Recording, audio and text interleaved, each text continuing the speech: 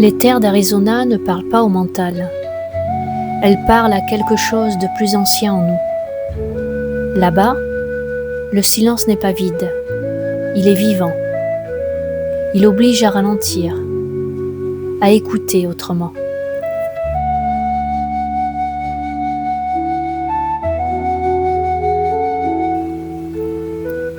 Les natifs américains considéraient ces terres comme sacrées, des lieux de passage, de vision, de reconnexion.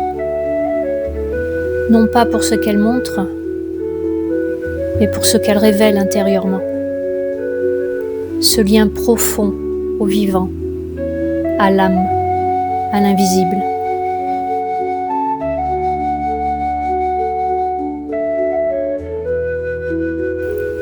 Et face à cette immensité, tout vous ramène à vous-même, sans détour, sans masque.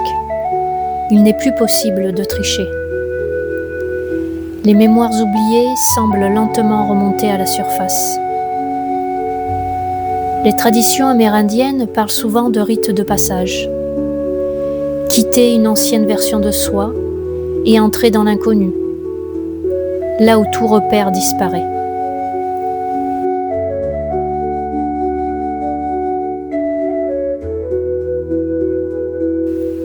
Pour moi, ce fut ce moment précis où je me suis retrouvée face au vide. Sentir cette perte de contrôle, le corps qui hésite, le mental qui veut reculer.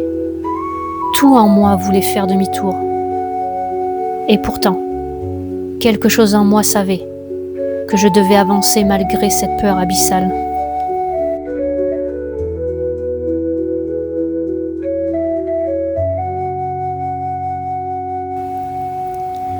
Alors j'ai fait un pas, accompagné, guidé, soutenu, puis un autre.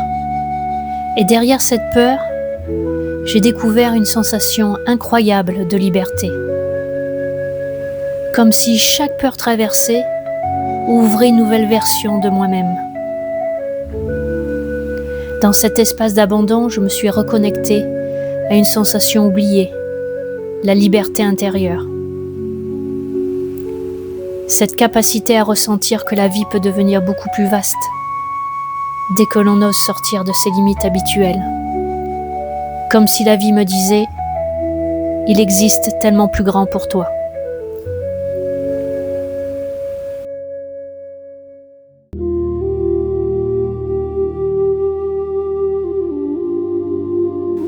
Peut-être que le désert n'est pas un vide, mais un seuil.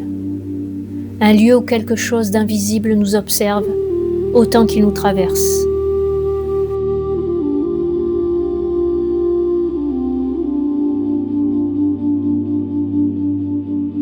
Un espace où le monde extérieur se tait pour laisser parler quelque chose de plus ancien, de plus profond.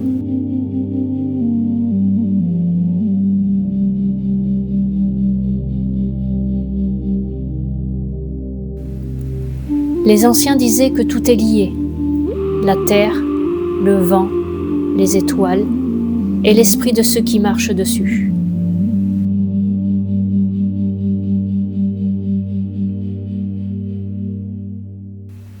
Dans ce silence immense, rien ne disparaît vraiment. Tout se révèle. Alors le désert ne vient pas seulement nous confronter à nos peurs, il les dépouille. Il enlève le bruit du monde pour laisser apparaître ce que l'on porte déjà en soi.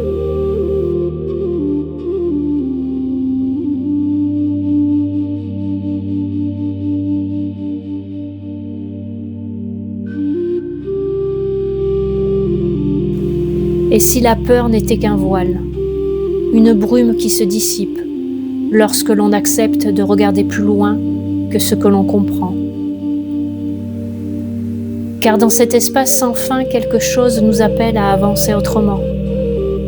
Non pas avec contrôle, mais avec confiance. Non pas en fuyant, mais en écoutant.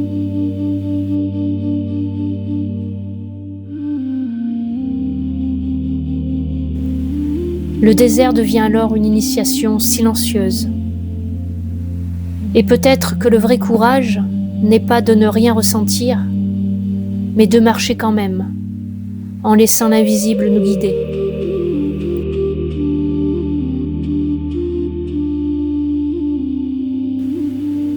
Car au cœur du vide apparent, c'est souvent là que l'âme commence à se souvenir de sa propre lumière.